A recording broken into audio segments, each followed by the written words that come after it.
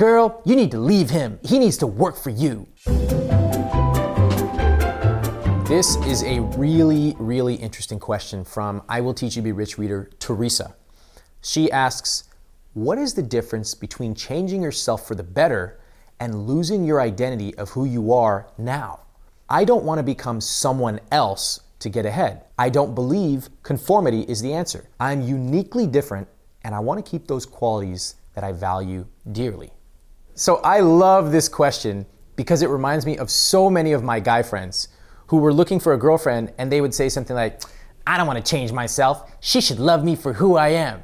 And it made me want to vomit. I'm looking at them, they're overweight, they're wearing the same Google shirt they've been wearing for 6 years, which they got for free, and they say, I don't want to change myself at all. And I think to myself, why are you such a catch? What makes you think you're so great? Why would anyone want to be with you? But in their heads, they say, I'm not going to change for anyone. And by the way, women are no different. It's actually worse for women. How many women do you know where a girl will be talking about a guy, oh, he didn't call me this week or something, and her friends will say, girl, you need to leave him. He needs to show you how much he wants you. He needs to put in some work, right? How often are women honest with each other to say, you know what, you're trying to get this A+ caliber guy. Are you sure you're A+ caliber? What makes you so great? Could you perhaps become more interesting, hit the gym, dress better, do all kinds of different things, just as men should be asking themselves the same thing? But instead, it's much easier for us to say the other person needs to change instead of taking a hard look inside ourselves and realizing that if we want to attract that A+ caliber person, perhaps we need to work on ourselves to bring ourselves up there as well. Now, I call this an extreme reach barrier because it is one of the deepest invisible scripts we have. We'll say to ourselves, I don't want to change myself because I'll lose what is quintessentially mine. I used to think the same thing. I was in college, I was a skinny Indian dude, and I would say, I don't want to work out because I'll become one of those big jocks. Those were literally the words I used to myself, as if working out and drinking a protein shake would change my entire character. It wouldn't, but that was the most ridiculous script that I repeated to myself over and over. And I call these extreme reach barriers because this is how they work. You say to someone, they might ask you, how'd you lose 20 pounds? You look amazing. And you say, well, I've just started eating healthier and working out. And they'll say, oh, so you're saying I have to work out 7 days a week and only eat carrots for the rest of my life? That is an extreme reach barrier. Instead of saying, oh, so I could probably cut back a little on carbs and maybe go to the gym a little bit more, they say, you're saying I'm gonna have to do all of this extreme stuff for the rest of my life. That is an extreme reach barrier. And it's a very adaptive technique we use to not change. Now, from your question, I actually think you may be doing the same thing.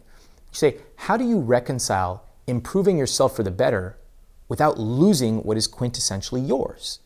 I think you can reconcile those things. I don't think they have to be an extreme reach barrier. For example, if you want to be a better conversationalist, that is a skill. That's not something people are just born with. That is a skill. If you were to become a better conversationalist by systematically studying amazing conversationalists, by practicing, by creating interesting stories and then testing them, that wouldn't actually change you for the worse. That would actually unlock what is quintessentially yours and let it shine through. Same thing can be said of dressing well. Just because you dress a little bit better doesn't mean you're changing what's inside. It's actually allowing that to shine through. Now, I'm not telling you how to dress. If you want to dress preppy or you want to dress grungy or whatever it may be, cool.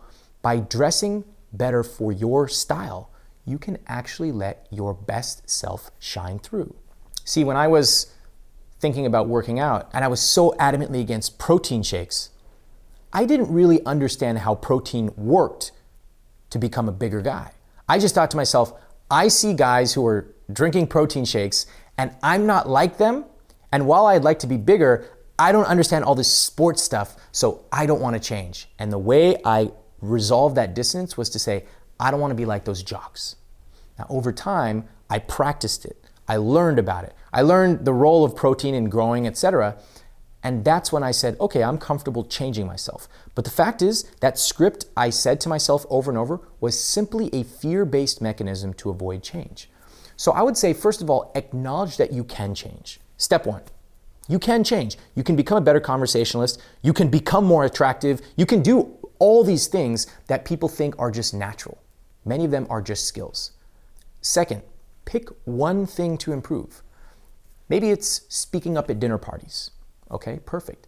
Practice that. Create a plan. Evaluate yourself. Think, what could I do better? How am I going to do this? How am I going to become an entertaining guest at a dinner party? And third, realize that as you practice these skills, they are not going to be taking away from your quintessential self. They're actually going to be letting your best self shine through. Thanks for the question.